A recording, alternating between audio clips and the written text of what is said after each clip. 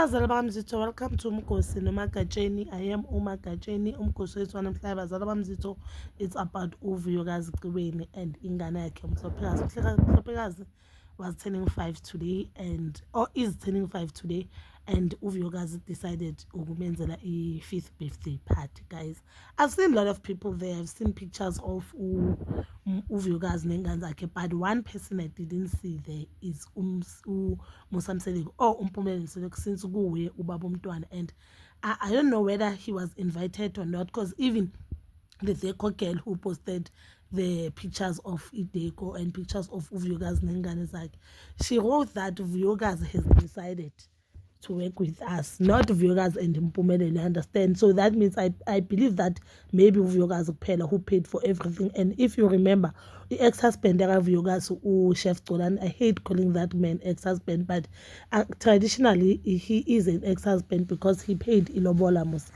One said uVuyokazi uke wathi ucela ukuthi engabe uMpumelelo ufana naye awondla ingane yakhe, because ex-husband was financially there for umntwana, so naye uyafisa ukuthi uMpumelelo abe financially there. So into engibangazayo, knowing uMusa Mseleko, guys, Musa Mseleko uhlala post. Musa Mseleko, one thing about Musa Mseleko, he will post, but he didn't post iphathi kaMhlophekazi, and he didn't post anything about birthday kaMhlophekazi or anything about the party. Maybe they were not invited, and if they are not invited, I think uVuyokazi has a valid reason why he didn't invite.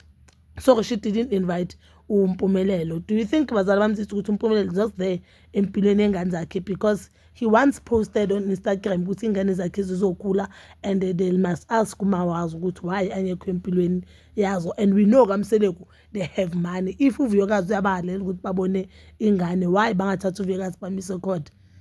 You know, ezinye zezinto is so sad. You know one thing about the divorce, bazali bamzitho, ne, i-divorce nengahlukana or i-breakup yabazali nje, the person who get affected or the most is umntwana.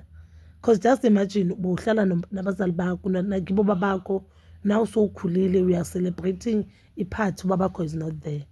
Yabo ukuthi ibhlungu uMhlophekazi, very painful kuMhlophekazi. Yes, she's still young, she won't understand anything, but Mpumelelo, I think it's high time akhule, and the topics or advice babakhe amne, they are very useless to me, because into mina amtshele yona manje ukuthi Mpumelelo lwela ukuhlala nengane zakho, thatha unkosikazi ozovuma ukuthi uhlale nengane zakho. As a man or as a father, you should always be there for ingane zakho, njengoba nami uhlala ubona ukuthi nginengane ezinganabo mama la ekhaya, ongazange ngashada nabo mama azu la ekhaya, but zikhona la ekhaya. I'm talking about uMpelenhlo noSineya. So nawe melulele ukuthi ingane zakho zihlale nawe.